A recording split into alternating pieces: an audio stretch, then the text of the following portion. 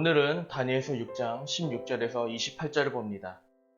오늘의 본문인 다니엘서 6장은 다리오 왕, 즉 페르시아 제국의 다리우스 1세 때를 배경으로 합니다. 역사적으로 보면 이 시기는 페르시아 제국의 전성기였습니다. 페르시아 제국의 행정체계가 바로 이때 만들어지죠. 성경을 보면 이 행정체계의 핵심에 다니엘이 있었다고 말합니다. 상식적이라면 페르시아인이 들어가야 하는 그 자리에 이방민족, 그것도 망한 나라의 관리가 들어갔으니 얼마나 많은 시기와 질투를 받겠습니까? 그래서 진짜로 다니엘을 향한 음모가 시작됩니다. 일각의 주장으로 왕 이외에는 다른 존재에게 기도하는 것을 금지하자는 법이 공포가 되죠. 그러나 다니엘은 늘 그랬던 것처럼 하루에 3번씩 예루살렘을 향해 기도합니다. 결국 다니엘은 왕의 법을 어긴 죄로 고발당했고 사형 선고와 함께 사자굴로 들어가게 됩니다. 자, 다니엘은 어떻게 되었을까요? 먼저 오늘의 말씀을 읽어보겠습니다.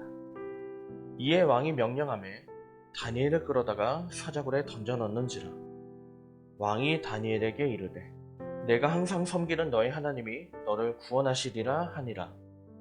이에 돌을 굴려다가 굴 어기를 막음에 왕이 그의 도장과 귀족들의 도장으로 봉하였으니 이는 다니엘에 대한 조치를 고치지 못하게 하려 함이었더라. 왕이 궁에 돌아가서는 밤이 새도록 금식하고 그 앞에 오락을 그치고 잠자기를 마다하니라. 이튿날에 왕이 새벽에 일어나 급히 사자굴로 가서 다니엘이 든 굴에 가까이 이르러서 슬피 소리질러 다니엘에게 묻되 살아계시는 하나님의 종 다니엘아, 내가 항상 섬기는 내 하나님이 사자들에게서 능히 너를 구원하셨느냐 하니라. 다니엘이 왕에게 이르되 왕이여 원하건대 왕은 만순무강하옵소서.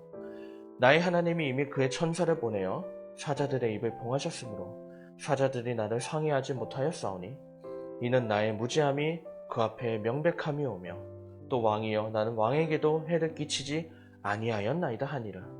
왕이 심히 기뻐서 명하여 다니엘을 굴에서 올리라 하매 그들이 다니엘을 굴에서 올린즉 그의 몸이 조금도 상하지 아니하였으니 이는 그가 자기의 하나님을 믿음이었더라.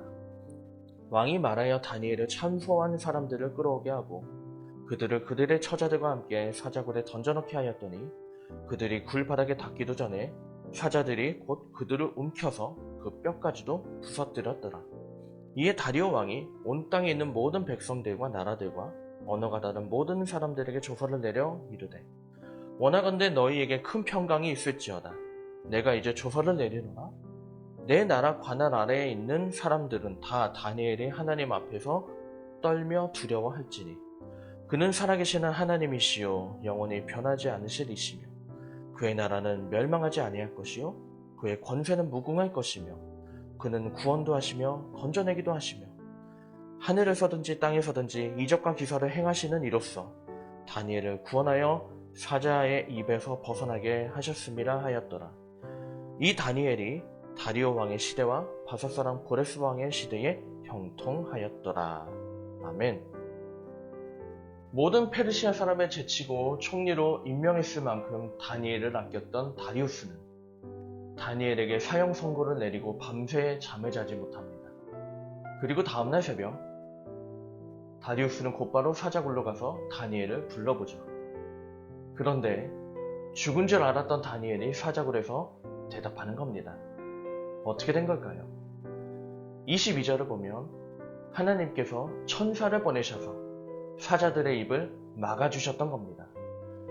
이처럼 상식적으로 당연히 죽어야 했던 다니엘이 살아남을 수 있었던 것은 바로 하나님께서 그를 도우셨기 때문이었습니다. 하나님이 왜 그를 도우셨던 겁니까? 어떤 상황에서도 하나님의 성전을 바라보며 기도했던 그의 믿음을 보시고 그를 도우셨던 겁니다. 이처럼 하나님은 자신을 신뢰하는 자를 반드시 도우십니다. 물론 때로는 벼랑 끝으로 몰고 가십니다. 하지만 하나님은 그 벼랑에서도 죽지 않도록 지켜주시고 벼랑 끝에서도 길을 내셔서 살게 하신다는 것을 오늘 본문은 분명하게 보여줍니다. 이렇게 다니엘이 살아나자 다리우스는 혹시나 하는 마음에 다니엘을 고발했던 신하들을 넣어봅니다. 그러자 굶주렸던 사자들이 곧바로 그 신하들을 죽이게 되죠. 부인할 수 없는 하나님의 역사를 본 다리우스는 곧바로 온 나라에 다니엘이 하나님을 공경하고 두려워하라고 공포합니다. 그렇게 다리우스는 하나님을 거창하게 칭송한다는 것으로 오늘 본문이 끝나죠. 그런데 역사적인 기록들 보면 다리우스가 그 이후로 하나님을 잘 믿었다는 이야기가 전혀 없습니다. 다시 말해서 오늘 본문에 나오는 하나님에 대한 칭송이 그의 믿음으로 이어지지는 않았던 거죠. 그 결과 다리우스는 한 시대를 풍미하는 왕은 되었지만 하나님 앞에 영원히 남는 이름은 되지 못했습니다. 사랑하는 여러분, 하나님은 거창한 업적이 아니라 자신을 온전히 믿고 신뢰하는 사람을 찾으십니다. 다니엘처럼 하나님을 온전히 신뢰할 때 오늘 본문에서처럼 하나님은 그 사람을 통해서 대역전의 드라마를 만드실 줄 믿습니다. 오늘 본문을 통해서 우리가 함께 생각해 볼 것이 있습니다. 먼저, 나는 어떤 경우에도 하나님을 온전히 신뢰하고 있느냐는 겁니다. 하나님은 이미 우리를 어떻게 도울지 모든 길을 예비하셨습니다. 하지만 아무리 하나님이 좋은 것을 준비하셔도 우리가 하나님을 신뢰하지 않으면 제대로 누릴 수 없습니다. 다니엘은 하나님을 온전히 신뢰했기에 하나님의 도우심을 온전히 누리고 대역전의 드라마를 쓸 수 있었습니다. 과연 우리는 어떻습니까? 혹시 하나님을 온전히 신뢰하지 못하고 있다면 무엇이 나를 가로막고 있는지 각자의 삶을 돌아보기를 원합니다.